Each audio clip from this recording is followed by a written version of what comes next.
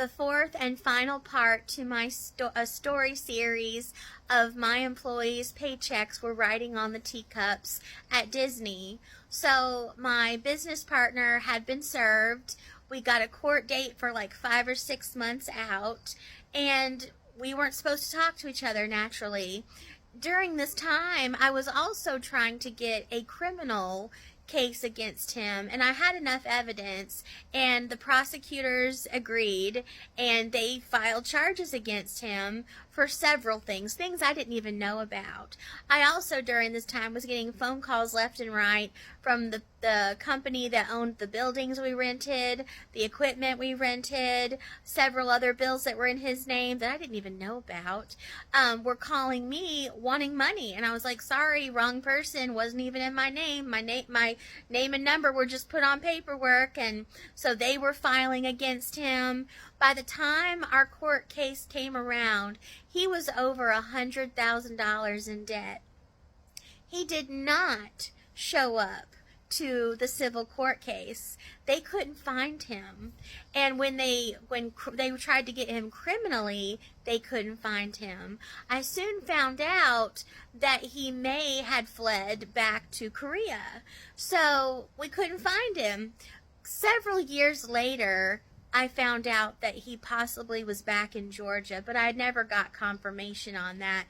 But the crazy thing is, after this 6 months, I started putting together a food truck idea, and I was seriously looking at trucks. I was trying to decide if I wanted one that was already outfitted with a kitchen, or if I wanted to customize one. Like there was all these different options, and I got a weird call from a number I didn't recognize.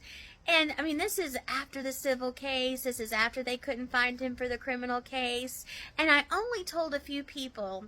I made the mistake of telling my employees that I trusted because I wanted them to have the opportunity to join me. And I said to them, instead of, me being the boss and the owner, we would do this more as, together and on an equal playing ground. Because that's just how I like things, to be honest.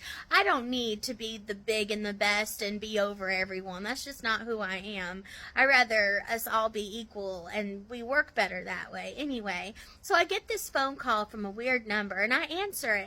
And it's my business partner, the one they thought fled to Korea. I mean, he could have called me from Korea, but it wasn't a foreign number. It was a domestic number.